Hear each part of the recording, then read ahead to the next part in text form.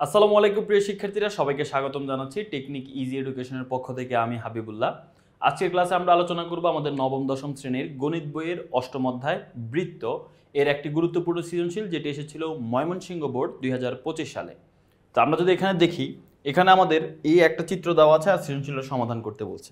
প্রথমে আমরা ক নাম্বারটা সমাধান করি, কারণ ক নাম্বার সমাধান করতে গেলে আমাদের কোনো উদ্দীপকের প্রয়োজন পড়বে না। এখানে ক নম্বর প্রশ্নে বলা হচ্ছে বৃত্তের ব্যাসই বৃহত্তম জ্যা। এটা হচ্ছে আমাদের প্রমাণ করতে বলতেছে। এটা একটা উপপাদ্য, ছোটখাটো উপপাদ্যের জন্য ক নম্বরে চলে আসছে।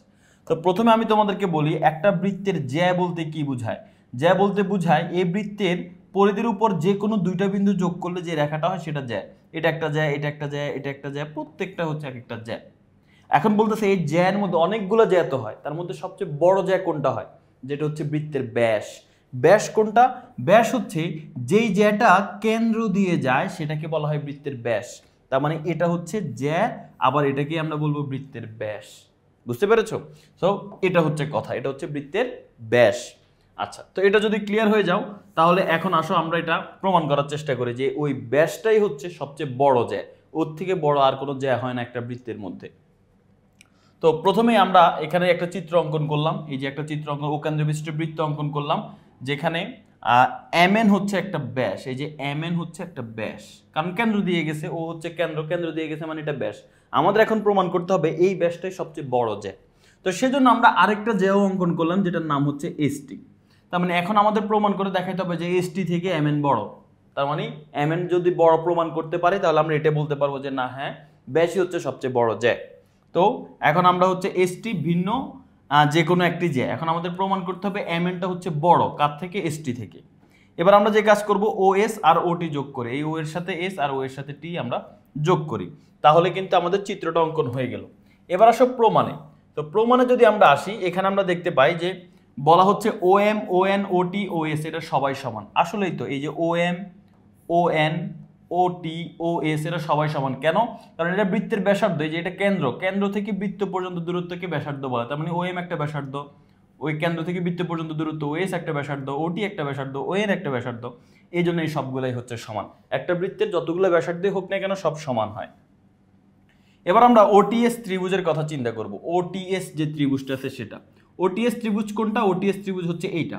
এই ওটিএস ত্রিভুজের মধ্যে শুধু ওটিএস না, পৃথিবীর যে কোনো ধরনের ত্রিভুজ হোক না কেন, তুমি যে কোনো ধরনের ত্রিভুজ আঁকো না কেন, ওই ত্রিভুজের তিনটা বাহু থাকে। তিনটা বাহুর মধ্যে যে কোনো দুইটা বাহু তুমি যোগ করো, যোগ করলে যত হবে তার থেকে 3 নাম্বার বাহুটা ছোট হবে, অর্থাৎ দুইটা বাহুর যোগফলটা বড় হবে সব সময়।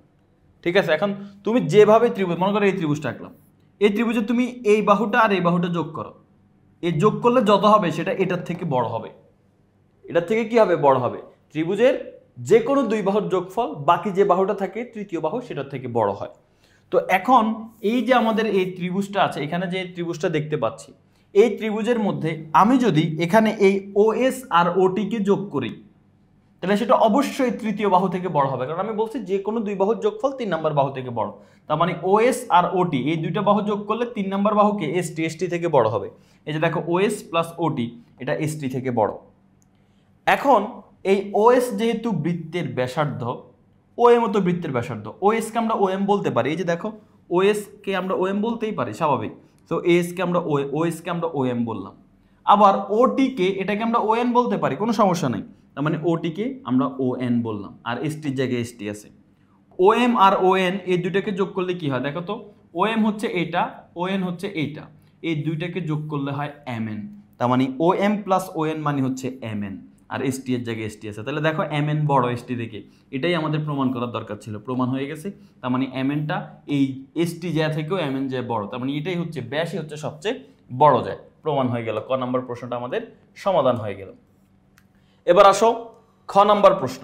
খ নম্বর প্রশ্নে বলা হচ্ছে, দেখো উদ্দীপক যে চিত্রটা দেওয়া আছে, ও কেন্দ্র বিশিষ্ট একটা বৃত্ত দেওয়া আছে, এখানে একটা চতুর্ভুজ দেওয়া আছে অন্তর্লিখিত এ বি সি ডি, তারপরে বাহিরে একটা ই বিন্দু আছে, ই বিন্দু থেকে একটা স্পর্শক আছে ই এ, আরেকটা স্পর্শক আছে ই ডি, মানে এখানে অনেকগুলো ইনফরমেশন দেওয়া আছে। তবে খ করতে গেলে এই চিত্রে যা যা আছে সব কিছুর প্রয়োজন পড়বে না, অল্প কিছু প্রয়োজন পড়বে।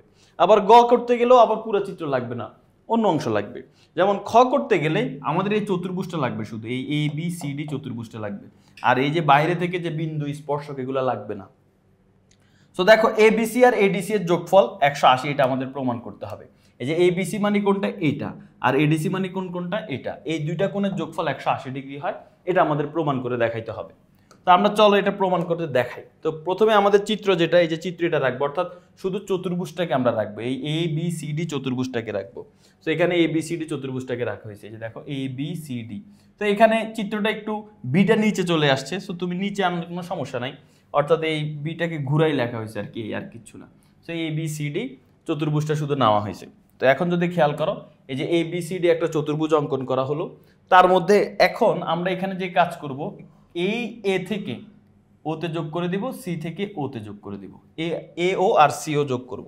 অর্থাৎ তোমাকে এখানে যে দুইটা কোণে, যে দেখো এখানে আমাদের এবিসি আর এডিসি, যে এই কোণটা আর এই কোণটা, এই দুইটা কোণের যোগফল দেখাইতে বলছে।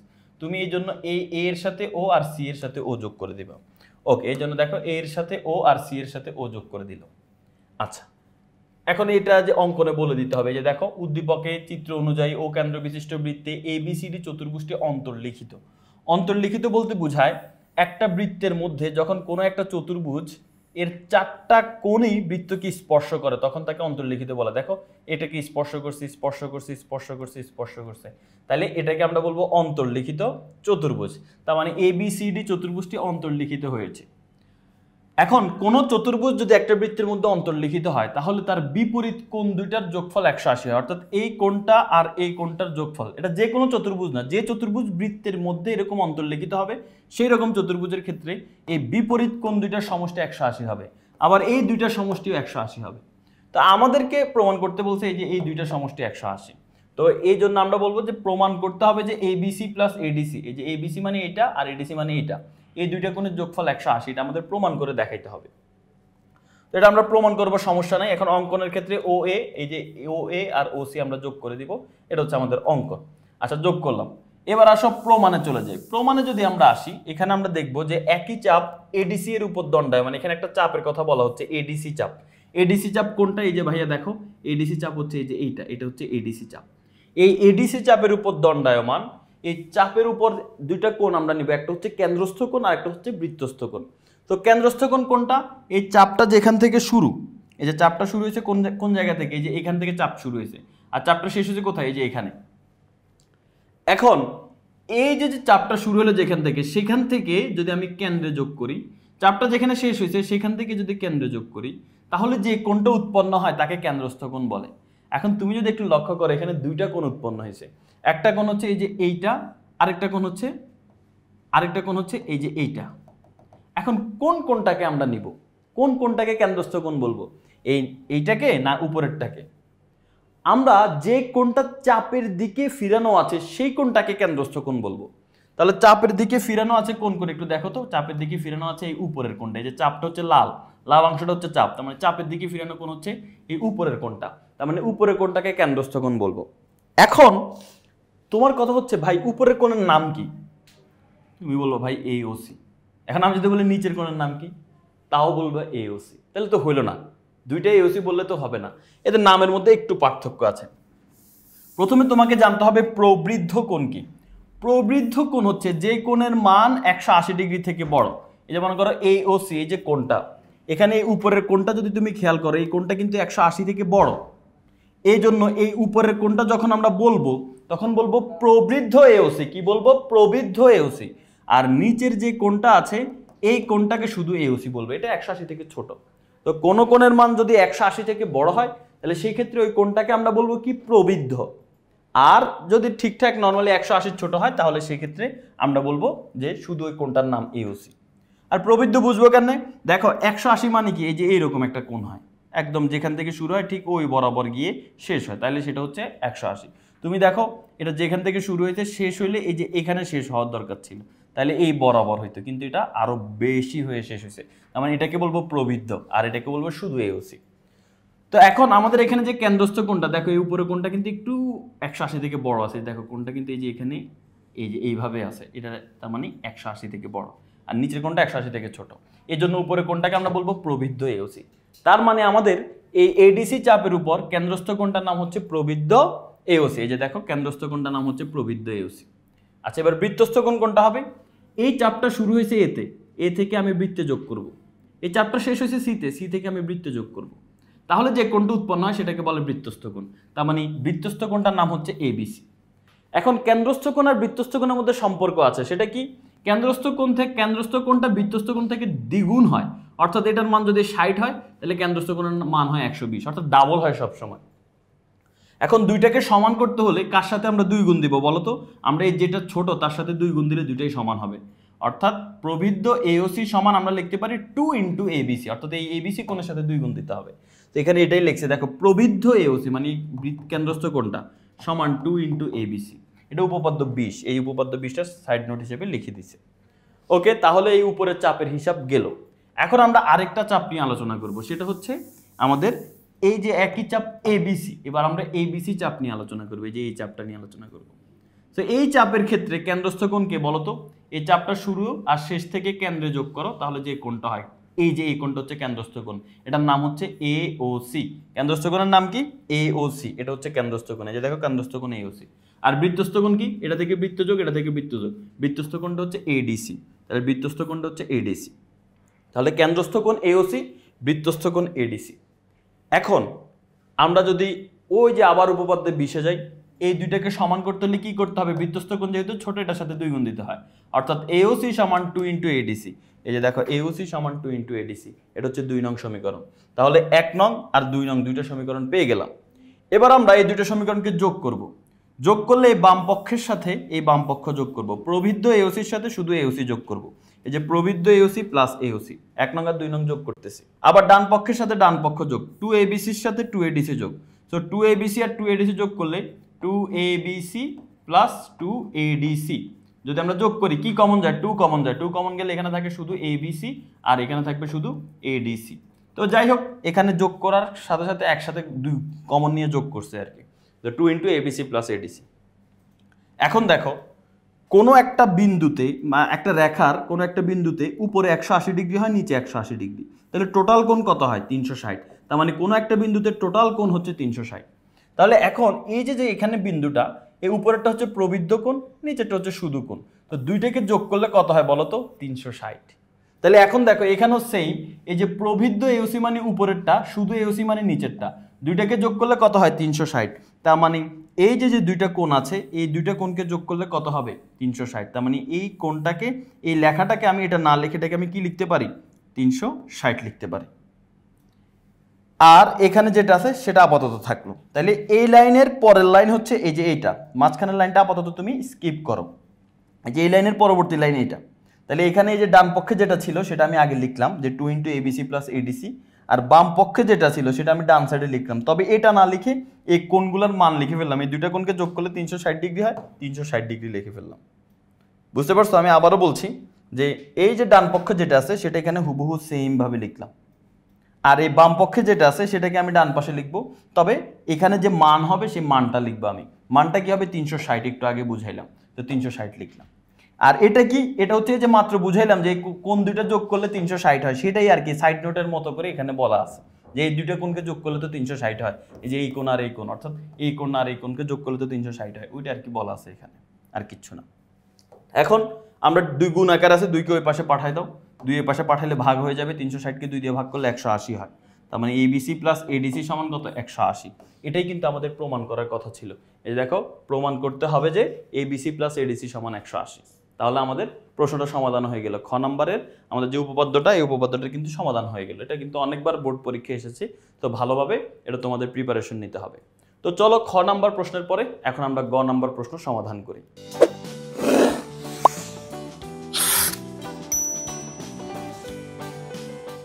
গ নাম্বার প্রশ্নে বলা আছে প্রমাণ করো যে ওই রেখাংশ স্পর্শজ্যা এডি এর সমদ্বিখণ্ডক। একটু ভালো করে খেয়াল করো, ওই রেখাংশ, এই যে ওই যে রেখাংশটা আছে, এই যে ওই রেখাংশটা অন্য কালারে দেখাই, এই যে দেখো যে এই ওই যে রেখাংশটা আছে, এই যে এই রেখাংশটার কথা বলা হচ্ছে, এটা কি স্পর্শজ্যা এডি। স্পর্শজ্যা বলতে কি বোঝায়? ওই যে যে দুইটা স্পর্শক আছে সেই দুইটা স্পর্শ বিন্দু থেকে যে জ্যাটা হয়, এই দুইটা স্পর্শ বিন্দু যোগ করলে যে জ্যাটা হয় সেটা হচ্ছে স্পর্শজ্যা। তো বলতেছে এই ওই রেখাংশটা স্পর্শজ্যা যেটা তার নাম হচ্ছে এডি এর সমদ্বিখণ্ডক, অর্থাৎ এডি কে এই ওই রেখাংশটা সমান দুই খণ্ডে ভাগ করে। তো ওই এডিকে এই ওই রেখাটা সমান দুই খণ্ডে ভাগ করে, এটা হচ্ছে আমাদের প্রমাণ করতে হবে যে এটা হচ্ছে লম্ব সমদ্বিখণ্ডক, অর্থাৎ এটা লম্ব মানে এখানে কোণ 90 ডিগ্রি উৎপন্ন হবে এবং এটা হচ্ছে এই রেখাটাকে সমান দুই খণ্ডে ভাগ করে, এই জন্য এই আমরা ওই রেখাকে বলবো লম্ব সমদ্বিখণ্ডক। ঠিক আছে, তো এটাকে এখন আমাদের প্রমাণ করে দেখাইতে হবে। তো চলো আমরা এটা একটু প্রমাণ করার চেষ্টা করি। তো প্রথমে আমরা যদি দেখি যে আমরা চিত্রের মধ্যে কিন্তু আমরা শুধু এতটুকু অংশ লিখবো, আমাদের ভিতরের যে চতুর্ভুজটা আছে সেই চতুর্ভুজটা কিন্তু লেখার প্রয়োজন নেই। যে এখানে যে এ বি সি ডি চতুর্ভুজটা আছে, চতুর্ভুজটা দেওয়ার দরকার নেই, যে চতুর্ভুজটা দাগ দেওয়ার দরকার নেই। তা আমাদের এখানে দরকার শুধু কি, দরকার শুধু এই যে এ আর ডি, ওই যে বি আর সি এর প্রয়োজন নেই। এখন তুমি যে কাজ করবা, এই ই এর সাথে ওকে যোগ করে দিতে হবে আর এ এর সাথে ডি কে যোগ করে দিতে হবে। তো ই ও রেখা এডি কে যে বিন্দুতে ছেদ করে সেই বিন্দুর নাম হচ্ছে এম বিন্দু। তো এটা হচ্ছে আর কি চিত্র, এখানে আবার বলাও আছে, দেখো বলে দিতে হবে অবশ্যই।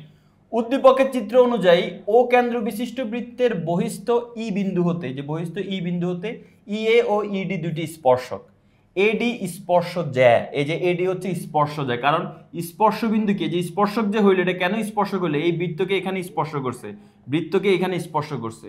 তো এখন এই দুইটা স্পর্শ বিন্দু যদি আমরা যোগ করি তাহলে এই জ্যাটাকে বলবো আমরা স্পর্শ জ্যা, তাহলে আমরা একটা এডি স্পর্শ জ্যা পেলাম। এখন আসো যে আমাদের বলতেছে যে হচ্ছে এই ওই রেখাংশ যে এডি জ্যাকে, এই যে ওই রেখাংশটা আছে সেটা এই এডি জ্যাকে একটা বিন্দুতে ছেদ করে, সেই বিন্দুর নাম হচ্ছে এম বিন্দু, এই যে এম বিন্দুতে ছেদ করে।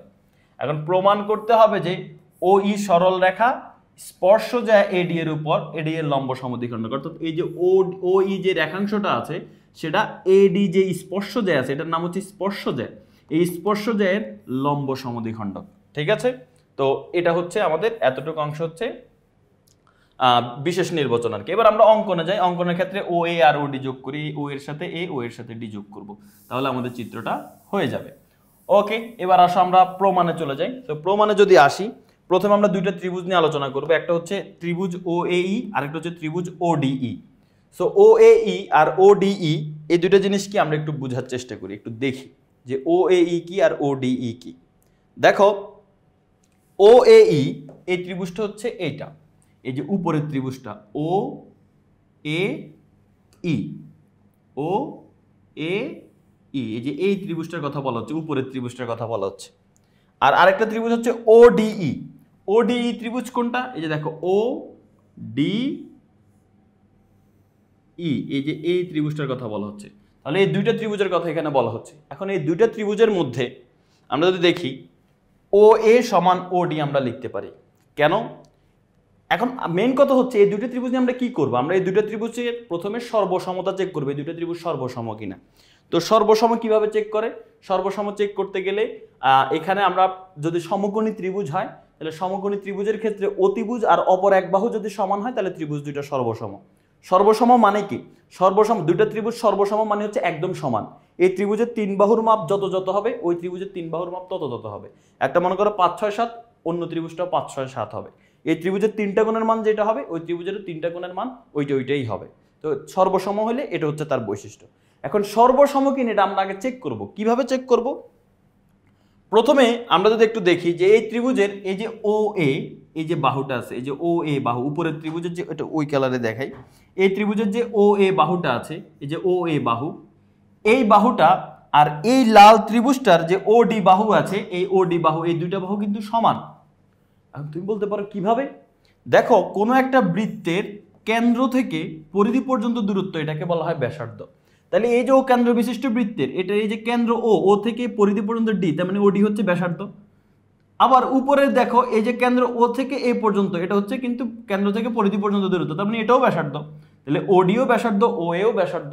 তো একটা ত্রিভুজের যতগুলো ব্যাসার্ধই হোক না কেন সবগুলো ব্যাসার্ধ সমান হবে। এই জন্য আমরা বলবো যে ও এ সমান ওডি, কারণ এরা একই বৃত্তের ব্যাসার্ধ। এরপর বলবো ই এ সমান ইডি। ই এ কোনটা একটু ভালো করে খেয়াল করো, ই এ হচ্ছে এই যে উপরের যে বাহুটা আছে এই যে ই এ, আর এটা হচ্ছে ইডি। তো ই এ সমান হচ্ছে ইডি। এখানে যদি আমরা একটু খেয়াল করি ই এ সমান ইডি, এটা কিভাবে, আমরা যদি প্রশ্নের মধ্যে একটু আসি, যে দেখো প্রশ্নটা যদি একটু খেয়াল করো, এই যে এখানের মধ্যে ও কেন্দ্র বিশিষ্ট বৃত্ত আর ওই রেখাংশ হচ্ছে স্পর্শ যে এডি এর সমদ্বিখণ্ডক। তো এখন ই এ আর ইডি এই দুইটা বাহু কিভাবে সমান সেটা আমরা একটু দেখার চেষ্টা করি। দেখো প্রথমে এই ই এ বাহু আর ইডি বাহু, এখানে আমরা আপাতত দৃষ্টিতে দেখতে পাচ্ছি যে এই যে বহিস্থ একটা বিন্দু থেকে, এই বৃত্তের বহিস্থ একটা বিন্দু থেকে দুইটা স্পর্শক অঙ্কন করতেছি। এই যে বৃত্তের বহিস্থ বিন্দু থেকে দুইটা স্পর্শক, এটা একটা স্পর্শক, এটা একটা স্পর্শক। এখন তুমি যদি খেয়াল করো, প্রথমে আমরা এই দুইটা ত্রিভুজের মধ্যে আমরা প্রমাণ করে ফেলছি এই ও এ আর ও ডি সমান। পাশাপাশি আমরা আরেকটা প্রমাণ করি, সেটা হচ্ছে ও ই আর ও ই সমান। দেখো এই লাল ত্রিভুজের একটা বাহুর নাম হচ্ছে ও ই, আবার নীল ত্রিভুজেরও একটা বাহুর নাম ও ই। তাহলে এই লাল ত্রিভুজের ও ই আর নীল ত্রিভুজটার ও ই দুটো কিন্তু সেম। তাহলে আমরা কি কি সমান পাইলাম? ও এ আর ও ডি সমান পাইলাম, আর এই ত্রিভুজের ও ই আবার এই ত্রিভুজেরও ও ই সমান পাইলাম। তাহলে দুইটা বাহু আমরা সমান পাইছি। আচ্ছা, এখন এখানে দেখো বলা আছে যে ই এ সমান হচ্ছে ইডি। এখন ই এ আর ইডি কিভাবে সমান হয় সেটা আমরা একটু বোঝার চেষ্টা করি। এটা হয়তো আমরা এখন বুঝতে পারতেছি না যে ই এ আর ইডি কিভাবে সমান হয়। এখানে যে নীল ত্রিভুজটা তুমি দেখতে পাচ্ছ, এই ত্রিভুজটা আর এই ত্রিভুজটা সর্বসম। কেন? কারণ দেখো এই যে আমাদের বহিস্থ বিন্দু ই থেকে যে আমরা এখানে স্পর্শক আঁকলাম ই এ আর ইডি, এটা তো প্রশ্নে দেওয়া ছিল ই এ আর ইডি দুইটা স্পর্শক। এই দুইটা স্পর্শক হওয়ার কারণে এখানে এই যে ব্যাসার্ধ ও এর সাথে এটা 90 ডিগ্রি কোণ উৎপন্ন করে, যে এটা 90 ডিগ্রি কোণ উৎপন্ন করে, এটা 90 ডিগ্রি কোণ উৎপন্ন করে। তো করার কারণে আমাদের এই ওডি বাহু ও এ বাহু এই দুটা বাহু তো সমান, একটু আগে দেখলাম ব্যাসার্ধ। তাছাড়া হচ্ছে এই ত্রিভুজের একটা বাহুর নাম ইও আর এই ত্রিভুজেরও একটা বাহুর নাম ইও বা ওই। সো একটা সমকোণী ত্রিভুজে দেখো নীল ত্রিভুজটাও একটা সমকোণী ত্রিভুজ। কেন? কারণ এই কোণ 90 ডিগ্রি। কারণ যে কোনো স্পর্শকের সাথে ব্যাসার্ধ 90 ডিগ্রি কোণ উৎপন্ন করে। তার মানে উপরেরটা একটা সমকোণী ত্রিভুজ, নিচেরটা একটা সমকোণী ত্রিভুজ। তো এই দুইটা সমকোণী ত্রিভুজের মধ্যে যদি অতিভুজ আর অপর এক বাহু সমান হয় তাহলে ত্রিভুজ দুইটা সর্বসম। তার মানে অতিভুজ তো সমানই। দেখো 90 ডিগ্রির বিপরীত বাহু এটা হচ্ছে অতিভুজ, অতিভুজের নাম ওই। আবার এটার 90 ডিগ্রির বিপরীত বাহু হচ্ছে এটা, এটার অতিভুজ হচ্ছে ওই। তো দুইটারই অতিভুজ সমান, তাহলে অতিভুজ সমান পেয়ে গেলাম। আবার এই ত্রিভুজের একটা বাহু ওডি, এই ত্রিভুজের একটা বাহু ওএ, এরাও কিন্তু সমান। কেন? কারণ হচ্ছে এরা একই বৃত্তের ব্যাসার্ধ। সো অতিভুজ আর অপর এক বাহু যদি সমান হয় ত্রিভুজ দুইটা সর্বসম। আর সর্বসম মানেই হচ্ছে এই ইএ বাহু আর ইডি বাহু, বাকি যে দুইটা বাহু আছে সেই দুইটা বাহু সমান হবে। তো এই জন্য ইএ বাহু আর ইডি বাহু সমান। বা তুমি এভাবেও বলতে পারো যে আমাদের এই বৃত্তের কোনো বিন্দু থেকে, বৃত্তের বহিস্থ কোনো বিন্দু থেকে বৃত্তের মধ্যে দুইটা স্পর্শক অঙ্কন করলে, বৃত্তের বহিস্থ একটি বিন্দু থেকে বৃত্তের মধ্যে দুইটি স্পর্শক অঙ্কন করলে ওই স্পর্শক দ্বয় সমান হয়। তাহলে এই বহিস্থ বিন্দু ই থেকে দুটি স্পর্শক, একটা ই এ একটা ইডি অঙ্কন করলাম, করার কারণে এই ই এ আর ইডি সমান হয়। তো কয়েকভাবে তোমাকে বুঝাই দিলাম যে এই দুইটা কেন সমান। আর ওই আর ওই তো সমান, এই যে অতিভুজ ওই, এটার অতিভুজ ওই আর ওই সমান। তাহলে এই দুইটা ত্রিভুজের মধ্যে ও এ আর এটার ওডি সমান। এটার উপরের ত্রিভুজের ওই, নিচের ত্রিভুজের ওই সমান। উপরের ত্রিভুজের এই আর নিচের ত্রিভুজের ডিই বা ইডি এটা হচ্ছে সমান। তো যদি দুইটা ত্রিভুজের তিনটা বাহু আর তিনটা বাহু একদমই সমান হয়ে যায় তাহলেও ত্রিভুজ দুইটাকে সর্বসম বলতে পারি। তাহলে আমরা ও এই আর ও ডিই এই ত্রিভুজ দুইটাকে সর্বসম আমরা বলতে পারি। তাছাড়াও এটাকে আরেকভাবে সর্বসম প্রমাণ করা যায়, যেটা আমি একটু আগে মুখে বলে দিলাম, যে এই দুইটা ত্রিভুজের মধ্যে এই ও এ আর ও ডি সমান, আর এই কোণটা 90 ডিগ্রি, এই কোণটাও 90 ডিগ্রি, কারণ স্পর্শকের সাথে ব্যাসার্ধ 90 ডিগ্রি কোণ উৎপন্ন করে। তাহলে এটাও 90 ডিগ্রি, এটাও 90 ডিগ্রি। এবং এই অতিভুজ এই ওই আর এটার অতিভুজ ওই সমান। সো এক বাহু অতিভুজ এই দুইটা যদি সমান হয় তাহলেও ত্রিভুজ দুইটাকে তোমরা সর্বসম বলতে পারো। তো সর্বসম কয়েকভাবে আমরা লিখতে পারি। এবার সর্বসম যেহেতু হয়ে গেছে, তিন বাহু সমান, তিন কোণও সমান হবে। তার মানে এটা 90 ডিগ্রি, এটা সমান এইটা। এই যে এই কোণটা সমান হবে এই কোণটা, এই কোণটা সমান হবে এই কোণটা। তাহলে এই কোণের নাম কি বলতো? এ ও ই। এই এ ও ই কোণের সমান হবে কি? এই ডি ও ই। তো এখানে এটাই বলা হয়েছে, দেখো এ ও ই কোণের সমান হবে ডি ও ই, এটাই এখানে বলা হয়েছে। তো এখন এ ও ই কে এ ও এম বলতেছে কেন? একটু ভালো করে খেয়াল করি তো। এ ও ই কি এ ও এম বলা যায়? আমরা একটু দেখি তো। এ ও ই মানে হচ্ছে এ ও ই মানে এই কোণ, আর এ ও এম মানে কোনটা দেখো তো, এ ও এম মানে এই কোণ। তো এ ও ই যে কথা, এ ও এম ও একই কথা। তার মানে এ ও ই আর এ ও এম একই কথা। আচ্ছা, এরপর হচ্ছে ডি ও ই। ডি ও ই এটা যে কথা, ডি ও এম এটাও একই কথা। তো ডি ও ই আর DOM একই কথা, এজন্য AOE কে AOM, DOE কে DOM লিখে 1 নং সমীকরণ দিলাম। বুঝলাম। এবার আসো পরবর্তী অংশে আমরা চলে আসি, সেটা হচ্ছে আমাদের এই যে এইটা ধাপ 2। ধাপ 2তে কি বলা আছে দেখো, এখন OAM আর DOM এই দুইটা ত্রিভুজ নিয়ে কথা বলছে।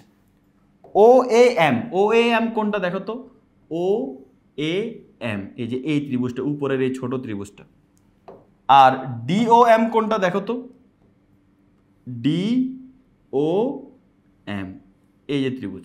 এই দুইটা ত্রিভুজের মধ্যে দেখো OA আর OD সমান, এই ত্রিভুজের এক বাহু OA, এই ত্রিভুজের এক বাহু OD, OA আর OD হচ্ছে সমান। আচ্ছা, এরপরে কেন সমান তোমরা তো জানো, দুইটাই একই বৃত্তের ব্যাসার্ধ, এটা একটু আগে আমরা আলোচনা করছি।